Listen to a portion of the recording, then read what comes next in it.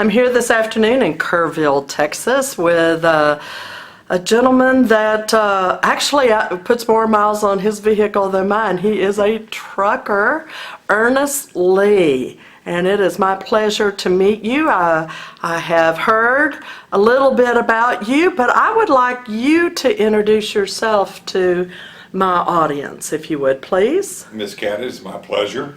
My name again is Ernest Lee. I'm a 60-year-old father of 5, grandfather of 7, and because of that, I fight for liberty a lot, because we all know our federal government is completely and totally out of control and outside the boundaries of the Constitution.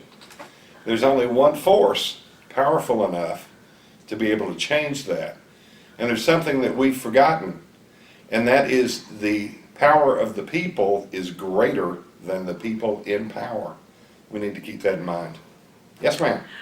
Well, I understand that you were part of the Million Trucker March that happened 2 or 3 years ago. Okay. How did that originate? What was the premise of that? Purpose?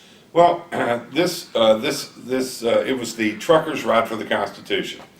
There were 2 million bikes to D.C. a couple of weeks prior to that. This was back in 2013. Now, the bikers were there on September 11th.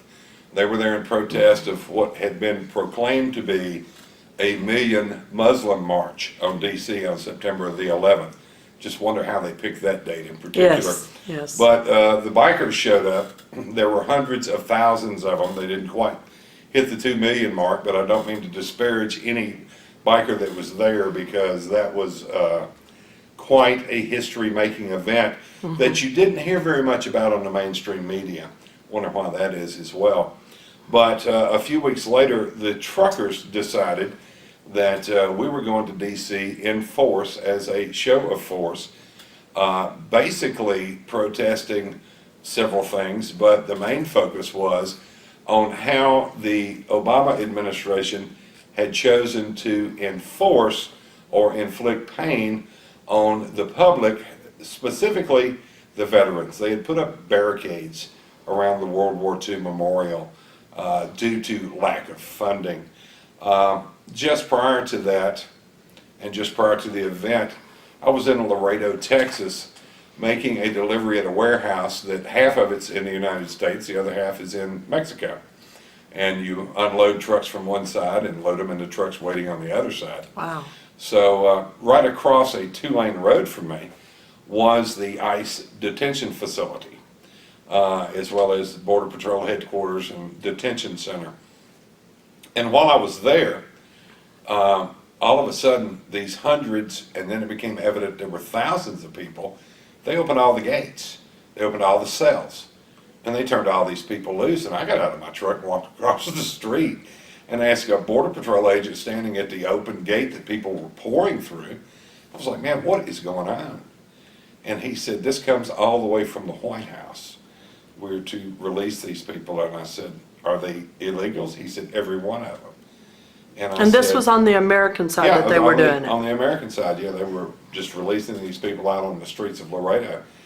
And I said, you've got to be kidding. He said, to make it worse yet, these are all violent criminals. And there were thousands that were released. A lot of people don't know that. And so the Truckers' Ride was a big media storm on the front end.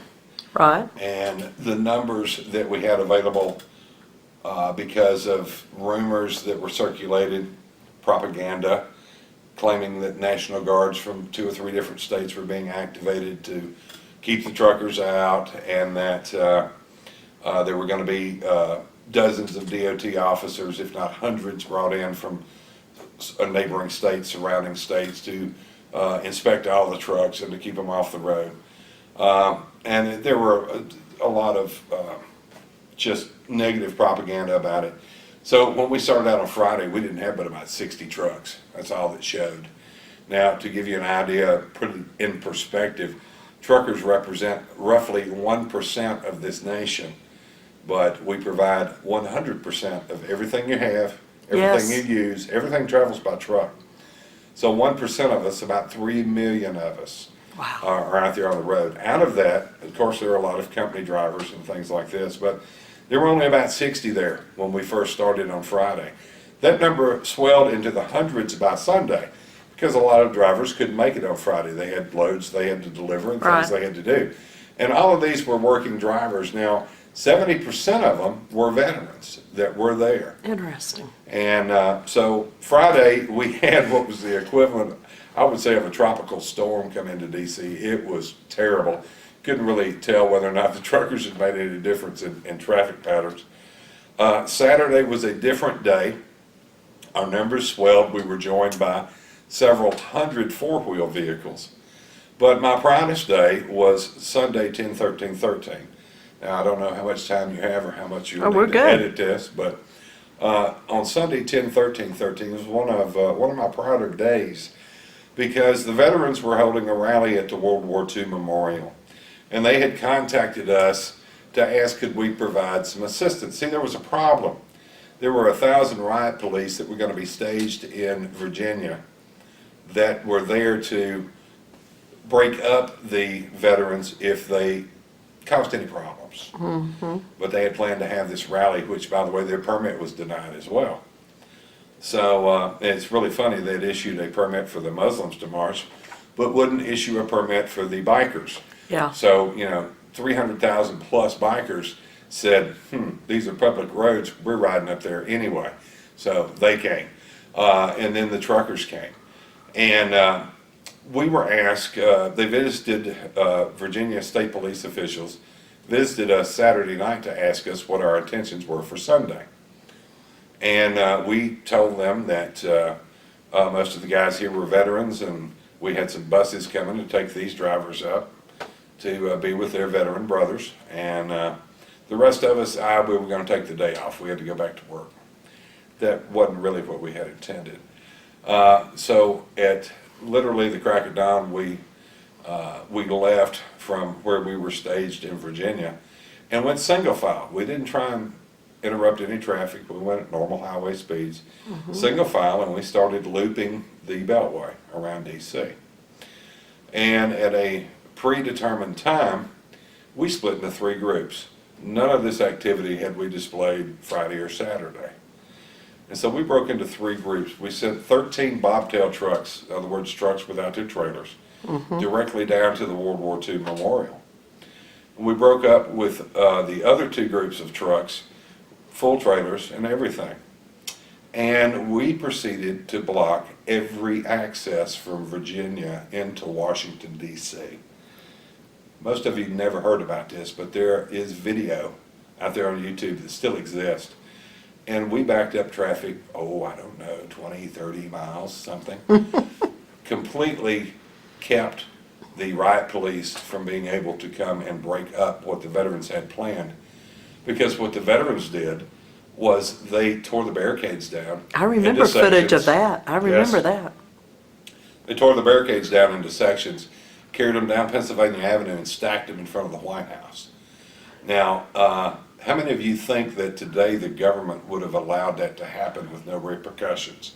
Because there were no arrests, there were no tickets issued to the truckers. And a little side note, the Virginia State Police, circling all the way up into Maryland, coming back down, crossing the bridges over to where we were, said, okay guys, the veterans are done, can we have our roads back please? And we said, sure, but you'll have to stop traffic for us. And they said, yeah, we'll be more than happy to do that. Let you guys pull off to the side. Once traffic's been reestablished, we'll even pull back out to give you access to leave. So this was a rather time-consuming process because of how far traffic had been backed up. Wow. And I had one of the commanders that was like, okay, we understand what you guys did, why you did it. And I said, well, you can start with me if you're going to be writing tickets. He said, won't be any tickets.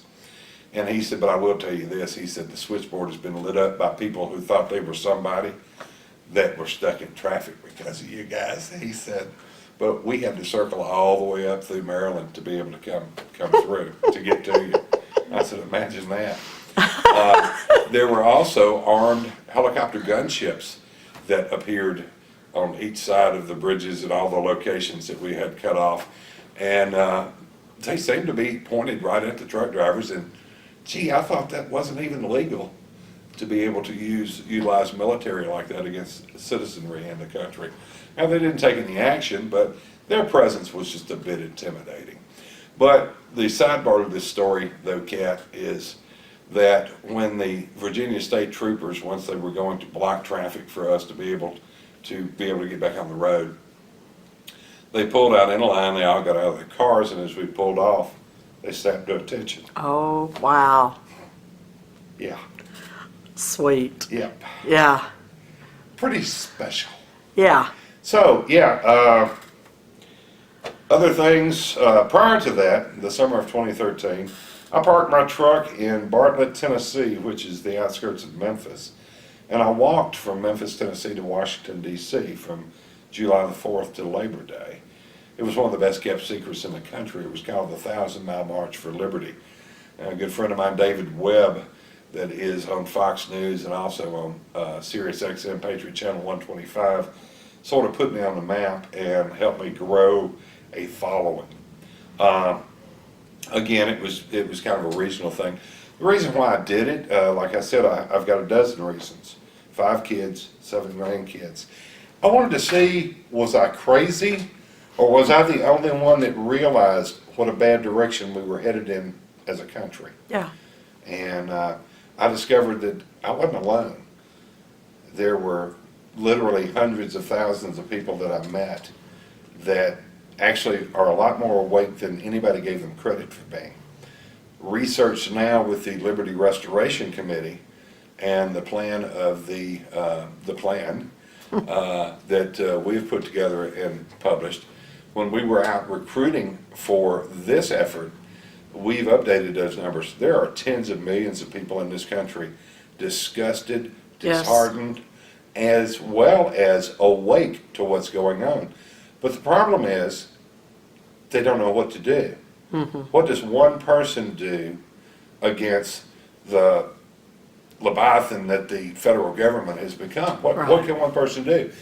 People feel helpless. They don't have any direction or any plan. Now, there are a lot of people, some of them good friends of mine, that are out saying, we need to enforce the Constitution. Well, obviously, that's very true. Yes. I've got thousands of friends and followers that took an oath to protect and defend the Constitution against all enemies, foreign and domestic. And domestic, Yeah. yes. Well, they get gold stars. They are men and women of honor that have done an excellent job of defending the Constitution against foreign enemies. But a question that I pose to you and to anyone seeing or watching this interview, how good a job have you done against the domestic enemies? Yeah. I don't expect you to answer out loud, but, you know, and you're saying, yeah, well, we're doing all that we can. Well, are we? Not really. About 18 months ago, I was invited to a meeting of a bunch of people. There were about a dozen and a half, about 18 people in attendance. And immediately I wondered why on earth I was here when I looked around the room and saw who was in attendance, and decided pretty quickly I was probably the dumbest guy in the room.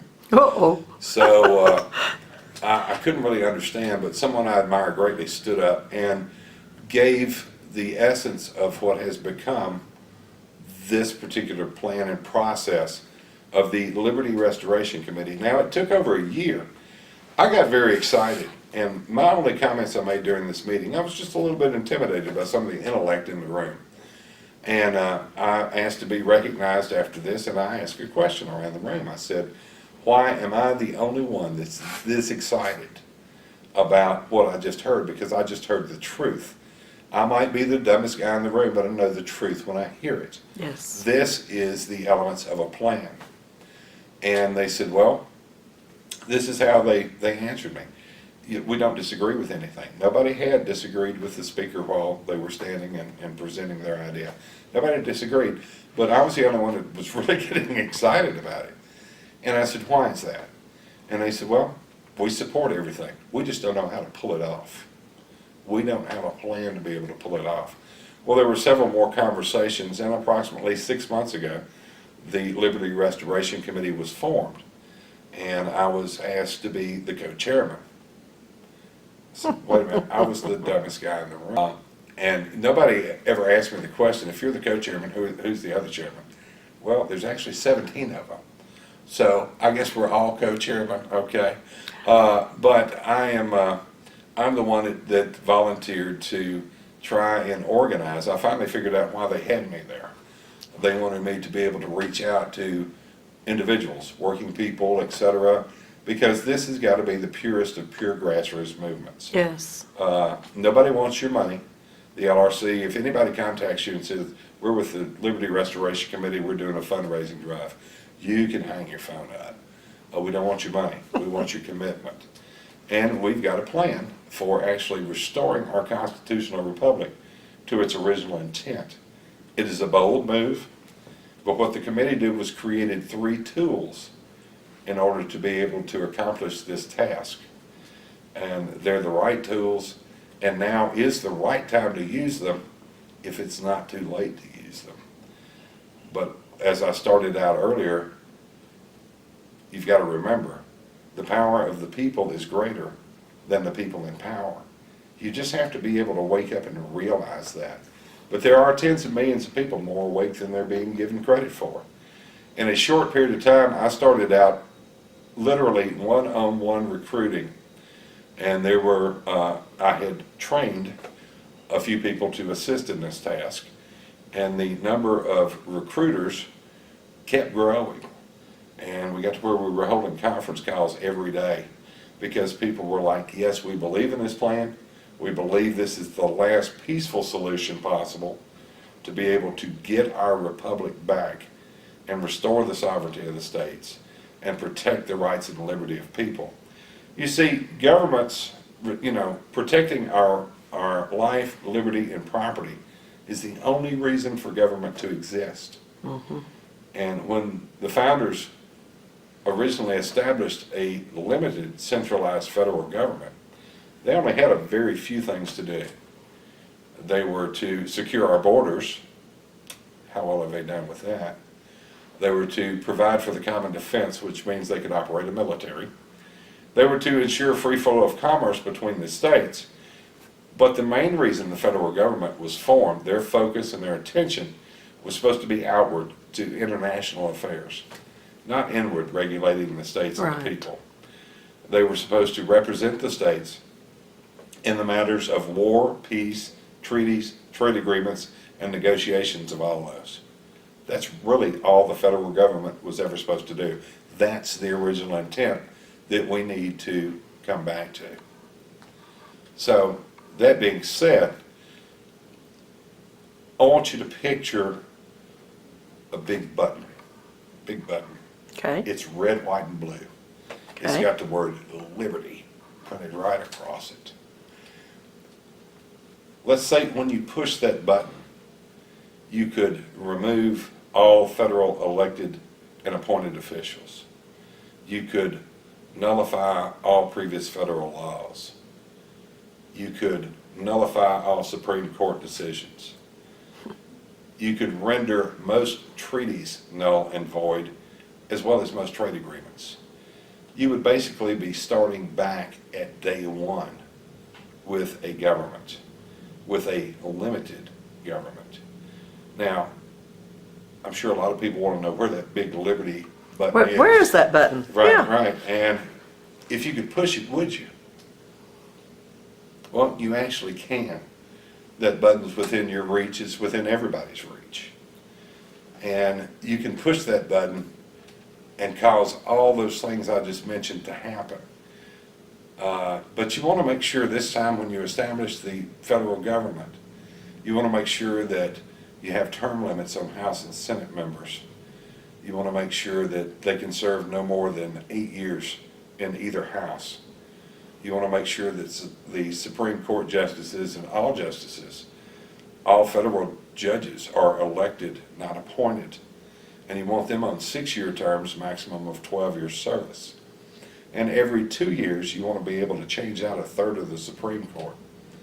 You want them turning out that way, where it's impossible to stack the court either right or left leaning. See, no more lifetime appointments, no more career politicians. You want to make sure that the senators go back to the original intent of being selected by their state legislative bodies to do what the Senate is supposed to do, which is protect their state's interest at the federal level. You want to make sure that your congressional districts are small enough to where they are accountable and reachable by the people. Now, even if that means making the House of Representatives as large as 12 to 1,500 members. Look at all the corruption you're going to cut out with the Senate. They no longer run for election, so they can't take campaign contributions and gifts, for their election. The bribes and payoffs is what I call them, because that's what they are. Now imagine special interest trying to lobby and gain the influence of a majority of 1,200 to 1,500 representatives. Kind of changes everything. It also dilutes the individual congressman's power, but actually gives you greater access to your representative member, because that's supposed to be the people's house. Some other They're things. supposed to represent us, That's right. not their own agendas. Well, and then you want to make sure that they're not paid from the federal budget and that they don't get to vote on their own pay raises or retirement plans. You want to make sure that they are paid by the states they represent. You could have 50 different pay Oh, plans. that's good, okay. You want to make sure that there is countermand language included in a ruling document, whereas 34 state legislative bodies can nullify any federal law, the creation of any federal agency, which, by the way, you want to get rid of all the unconstitutional agencies as well. But, or they can also reverse any Supreme Court decision, because the states have more power than the federal government, because the federal government was a creation of the states. There's no way the creation is greater than its creator. No way. And the ultimate creator of the states is the people. Or, like I've said twice already, but to drive the point home, the power of the people is greater than the people in power. We've just forgotten that. And you also want to be able to do other things like, make sure that the federal government cannot tax our income, nor can they tax it all. Because the federal government needs to get its money from its employers as well, the state governments. See, right now, when a dollar leaves your state, it goes to Washington, D.C., and your officials have to go up there begging hand in hand to get 30 to 35 cents of it back. Yeah. Why don't you flip that? Keep the dollar in your state and only send 10 to 15 cents to the federal government, because if you set your ruling document up right, the federal government not only will be inside the box the framers intended, but we can keep it inside that box with all these restrictions. So what if you took 90% of the text from our current Constitution and you just added these restrictions I've described to you on top of it? And let's say you kept all of the original intent of our framers and reestablished state sovereignty, the protection of the rights and the property of the people, and did so with a government that was just the way ours was when it was formed. So that ruling document, what if you called it the People's Constitution for America? And what if you used the same method that was used when we went from the Articles of Confederation to our current Constitution? Because who created and signed the compact of the Constitution? It was state legislative bodies. In this day and age, that would be 38 of them. They ratify the People's Constitution for America. It renders our present document null and void. It rids us of all the elected and appointed federal officials, from the lowest judge to the Supreme Court.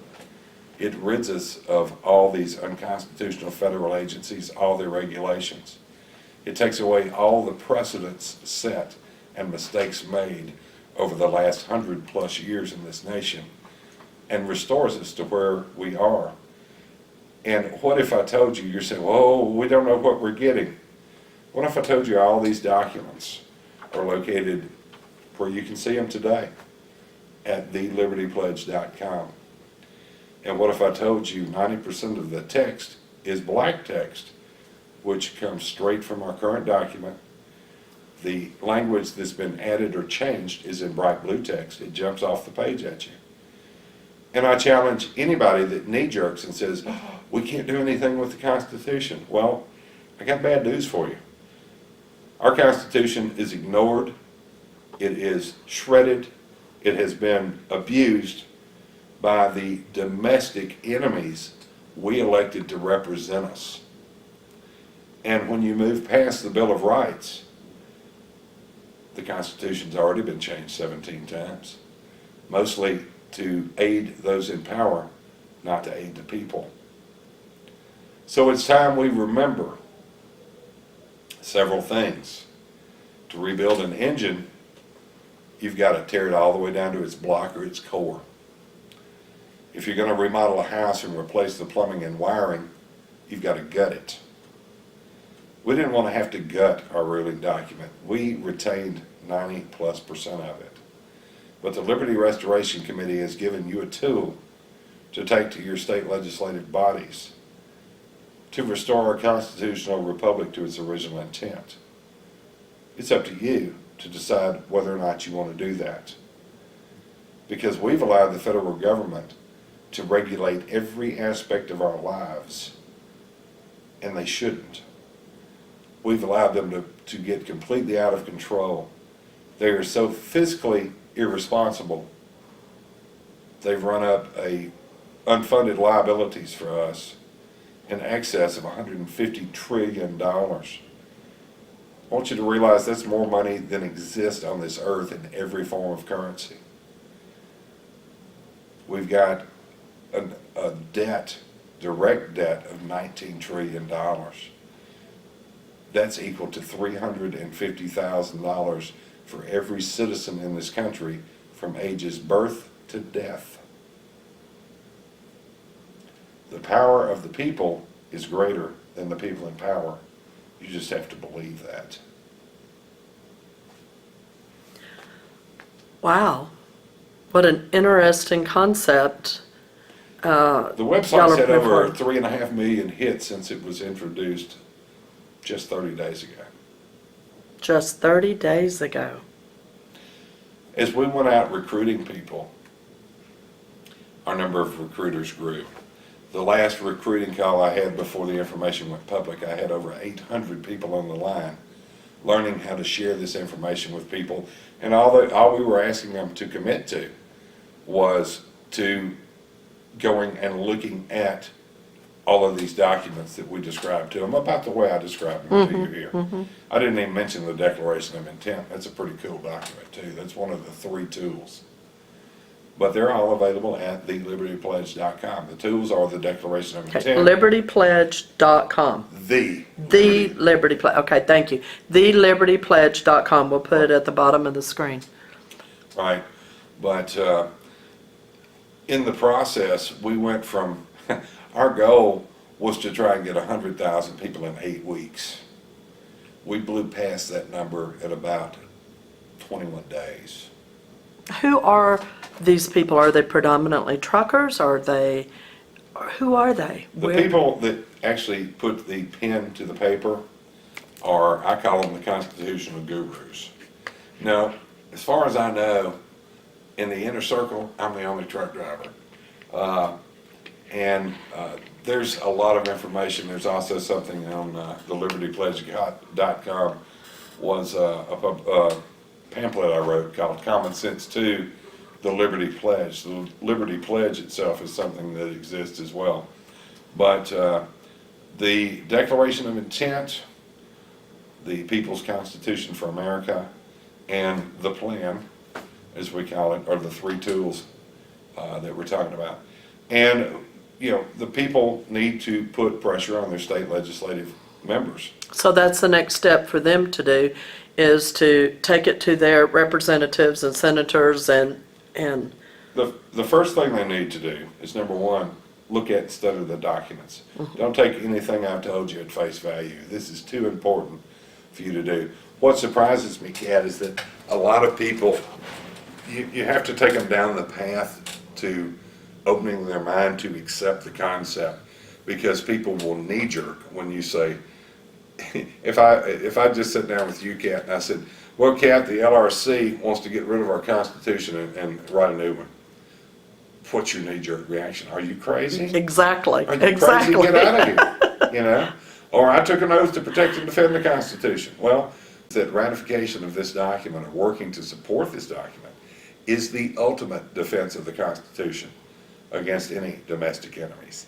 So when you say 90% of our Constitution is maintained in what you're doing, Absolutely. what the 10% that is removed or changed, I guess it could be one or the other. Well, what here's parts? What are those parts that we're pulling out? What got left out? Mm-hmm. Well, let's see. Several amendments, for one. Pardon me. The 18th Amendment that created prohibition, the 21st Amendment that repealed it. They will always be a part of our American history, but they had no place inside a whole, clean, fresh document. The 16th Amendment is removed. That was the one that created the IRS and gave Congress the ability to tax our income, right? Well, it did a lot more than that as well. That was the way the federal government opened the door to get through the level of protection of state government and not only stick their hands directly in our pockets. It opened the door to where the federal government could start regulating the states and the people directly as well. Now, the 17th Amendment is removed because we want to return the senators to being selected by their state legislative bodies, not elected in open elections. Mm-hmm. There is some language from what people call the organic or original 13th Amendment, whereas any member of Congress or any member of the federal government cannot be an active member of any bar association. Wow. Yeah. That's an owie for some. Yeah. Okay, go ahead. Well, Finish that thought. all the other things that I was talking about, the term limits, balanced budget language, removing the ability of Congress to be able to tax, where the funding comes from, how the representative congressmen and senators are paid by their states. All of these things have been added, as well as language added into what is now Article 8, which our current Constitution only has 7 articles.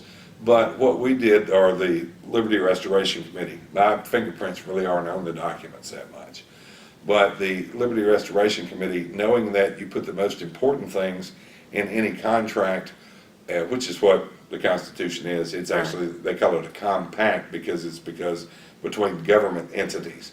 But with any contract or compact, you put the most important things first.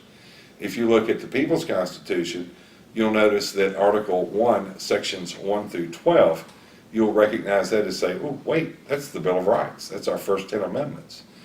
That's where they were inserted. You put the most important things first. What's more important than the rights of the people and the rights of the states? And you say, wait a minute, but you said Section 1 through 12. We've only got 10 amendments. Yeah, but also in other amendments where it dealt with voting rights and things like this, we elevated those into the Bill of Rights because essentially that's what they were. So you have to picture the People's Constitution is a whole fresh document with no amendments hanging off of it. So the amendments that were retained were shuffled into the body of the document. Some of those amendments changed some original language, but because they have been accepted as amendments, it has a lot to do with presidential succession. A lot of the amendments did that didn't appear to be harmful one way or the other, just maybe more clearly defining. You have to understand that James Madison and Thomas Jefferson late in their lives exchanged a series of letters. I'm greatly paraphrasing here. But basically they said that even though Thomas Jefferson didn't participate in the writing of the Constitution, he was in France at the time, representing the budding nation. He did write the Declaration of Independence, but his influence was there in the room. But James Madison, Thomas Jefferson, James Madison considered the father of the Constitution. They agreed late in life that they hadn't put enough in there to restrict the centralized federal government from becoming too large and out of control. And this is documented in a series of correspondence letters. But they came up with two things. Number one, those that wrote the document had done their best at the time. There were a lot of compromises that had to be reached.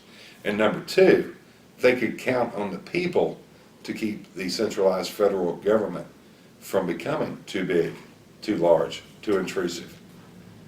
What happened was the greatest nation that's ever been formed in this country, In the world. economically, oh yeah, I'm sorry, you're absolutely right. This country was the greatest in the world, right? And we unleashed things that nobody could imagine as far as innovation, prosperity, industry. And we Americans got lazy in our prosperity, and we quit paying attention. We put our trust in our elected representatives, and they betrayed us. Because as Thomas Jefferson also pointed out, that even the best among us, with very few exceptions, if we're not watched, we'll become wolves and, just look out for ourselves. And that's what they had done. But they agreed they hadn't put enough in there to be able to maintain the original intent. And James Madison has written several times, as did John Adams, that a republic can only be maintained by people of character, honor, and humbleness to the Lord. Virtuous people, educated people. Yeah. We've become fat, dumb, and lazy. And I can say that by being an old, bald, fat man here. We have been lazy in our prosperity. So the 10% that has been either changed or added, and like I say, don't take my word for it. We've got the color-coded copy of the People's Constitution. 3 colors, ink, black ink, the text straight from our Constitution. Green ink marks where the amendments were shuffled in, and the bright blue ink is the things that people focus on. And I understand people's hesitation, but this is a legal and lawful and peaceful method. My personal belief is the last peaceful solution that we have. So I start a lot of my talks with the phrase you've heard me repeat several times. I'm here to remind you that the power of the people is greater than the people in power. And my mission is to inspire you to action before the shooting starts. So, Wow. in essence. So, once they take it to their legislators, what would be the next step after that? Well, if they get on board?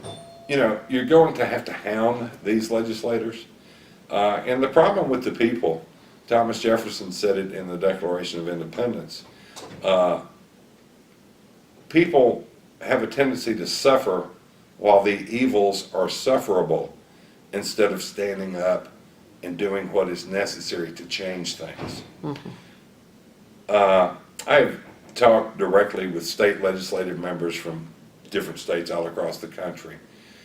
They tell me that even on hot topic issues, it's unusual to hear from more than 200 registered voters, even on really hot topics. So we're going to have to hound these guys. And it can't be 200 of us. It's got to be thousands of us. Starting June 20th, I get out of my truck again. I've come out of my truck a few times over the last few years. And people say one person can't make a difference. Well, I started recruiting individuals. And in 8 weeks, I kind of jumped off this subject a minute ago. I told you we blew past, 100,000 people in like 21 days.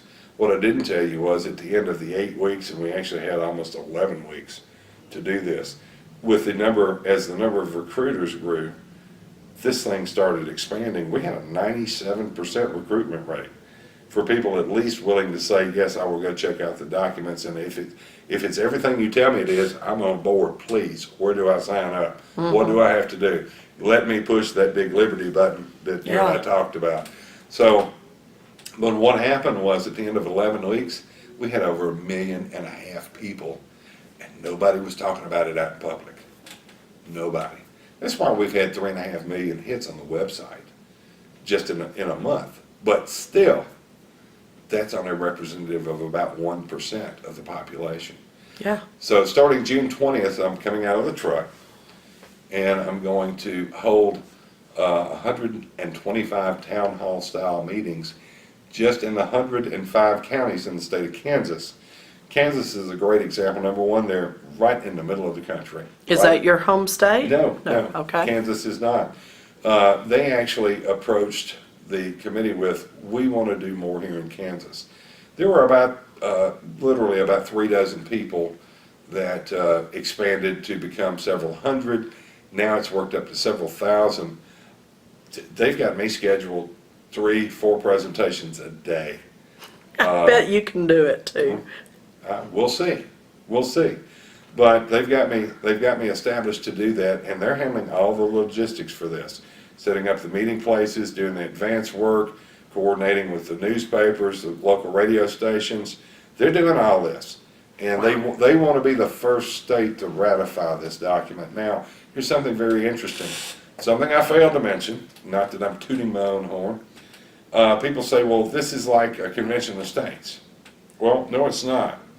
The Convention of States project back in 2013 and all through 2014, I was their national grassroots ambassador. I have been believing in this particular process for well over 10 years, and it's a long, hard process.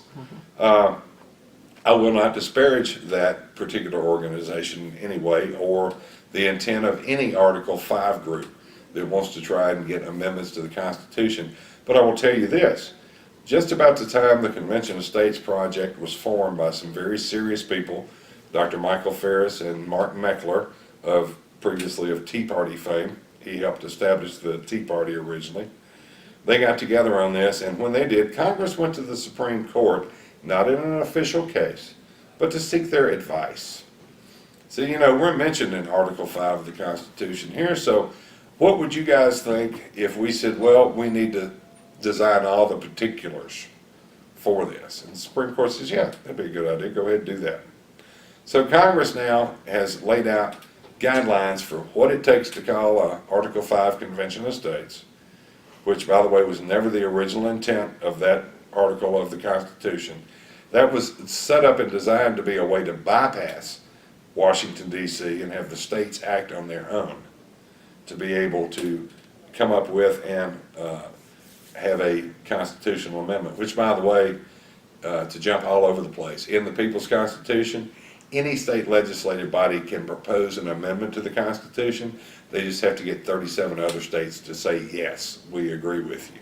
If that's the case, you got an amendment to the Constitution. That's not a simple process either, nor is what we're talking about doing here. We almost didn't get our Constitution ratified at all, if people know their history.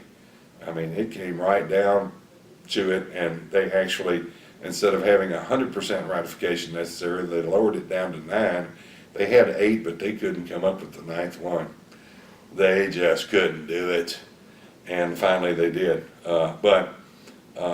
So we have no illusions about whether or not this will be opposed.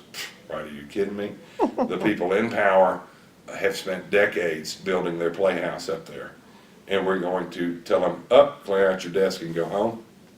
Yeah, it's going to be opposed. It's going to be attacked viciously and ferociously. But again, the process of doing this, the people in Kansas, if we got 3% of the registered voters in Kansas to stand behind or agree with this move, that would be 50,000 people. I don't think it'll take that many. I think we get 8,000 to 12,000 people in any state putting the kind of pressure that they can bring on their state legislative members. The state guys aren't used to that kind of heat and that kind of pressure. Now the ones in D.C. are used to ignoring us. But the ones in the state, they will capitulate and give the people what we want. We just need that to happen 38 times. Yeah. Well, this has been most interesting. Is there anything else in particular that you'd like to, because you've kind of laid out the plan, is there anything else that's kind of missing that we need to add? Well, Kat, now I'm having to go back and remember what I have set up to this point. Uh-oh. But, all I can tell you at pledge.com. Oh, well, I understand, and I watched the process happening to you, our mutual friend, Pastor Greg Young. Uh, he heard about this prior to public release, and he was like, man, that's a lot to wrap your mind around there, Ernest." Really? Yeah, and it really is, and it takes some people several readings and everything else, but I will tell you this is nothing to fear. It's right there in front of you. Getting back to the COS project, Congress is basically COS being, Convention of States Okay, project. thank you. Sorry. Getting back to that project or any Article 5 movement, Congress has made it virtually impossible for this process to take place. The timeline that the COS project is predicting now is maybe 2030. We don't have that kind of time. This is a very bold move. It is a legal move. It is a lawful move. It's even constitutional in its own way. If people will not quit listening when they understand that we're proposing a new ruling document, if they will do the research first and understand all it can do, how powerful it is, and the things it will accomplish, will it solve all of our problems? No. Will it put a system in place where workable solutions can be found? I hope so. mm-hmm. Will it create its own unique set of problems? Sure it will. You familiar with what happens to an eagle? Eagles can live to be 70, but at age 40, they have a decision to make because their beaks don't function. They've become misshaped and old and worn out is what they've become. Their talons are at a point to where they're useless and they can't grab and hold things the way they used to, and even their old feathers and things get thick and heavy. And the eagles have a choice to make. They can either die at age 40 or they have to undergo a very painful process. They literally have to go to a rocky area where they can be safe, usually a very high spot. Uh-huh. And they have to beat their beaks against rocks until they remove them. And then they have to make sure that it will regrow pretty quickly into what they need, but then they have to take and pull their talons out. Ouch. And then they have to defeather themselves Wow. and new feathers and everything. But they do that, they can live another 30 years. But they're still an eagle. But they're still an eagle. Yeah. And they survived. Yeah. Interesting analogy. Mm-hmm. Good spot to close. Okay. Ernest, thank you so much for your time today and sharing this unique concept that people will need to chew on a bit.